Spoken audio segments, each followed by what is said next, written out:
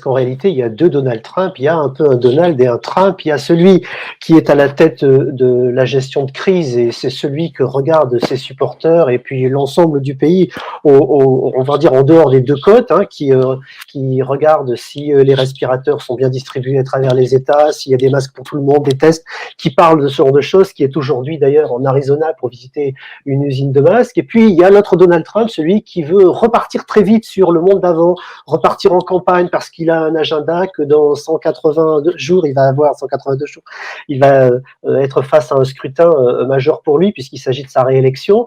Et bien entendu, il a bien compris que si ça ne repart pas très vite, eh bien sa réélection, elle s'envole avec ce coronavirus et que c'est tout danger pour lui.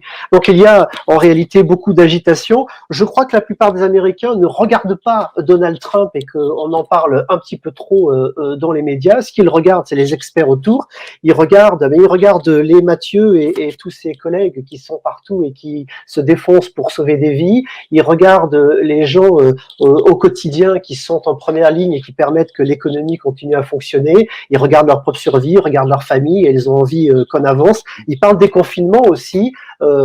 D'ailleurs, c'est pour ça que certains manifestent, pas toujours pour soutenir Donald Trump, mais parce qu'il y a là aussi une vraie peur de perdre son emploi, de tomber dans la pauvreté, de tomber. C'est un monde très compliqué, les États-Unis. Hein, c'est que toutes ces protections sociales que nous avons en France n'existent pas, et donc tout ça fait que c'est très compliqué, très brouillé, et que le bruit qu'il y a à Washington, il faut le garder pour l'instant comme étant du bruit, et peut-être y prêter moins d'attention qu'on a l'habitude de le faire, parce qu'on n'est pas encore dans le temps politicien, même si Donald Trump aimerait bien pouvoir le réactiver. Mathieu Jabaudon, lorsque Donald Trump prédit qu'il y aura un vaccin d'ici la fin de l'année ou qu'il vante à nouveau l'hydroxychloroquine contre laquelle la Food and Drug Administration a pourtant mis en garde, est-ce que ce n'est que du bruit washingtonien qui n'a absolument aucune incidence sur l'efficacité ou pas du système médical et des soignants, ou bien au contraire, est-ce que ça pose un réel problème à ceux qui sont au plus près du terrain et qui répondent aux attentes des Américains?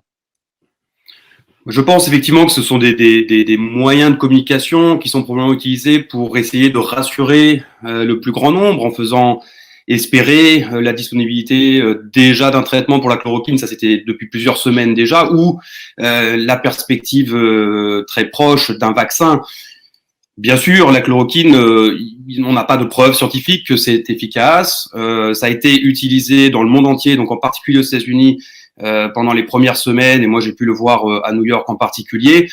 Les praticiens, les soignants en reviennent à la lumière maintenant des preuves scientifiques qui laissent douter de son efficacité.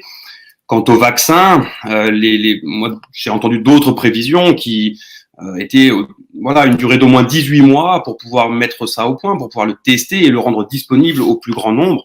Donc effectivement, je pense que ce sont aussi des moyens d'essayer de réassurer la population pour permettre peut-être là aussi une reprise économique. Je pense que c'est un réflexe relativement humain quelque part, mais qui témoigne, c'est sûr, d'une grande incertitude.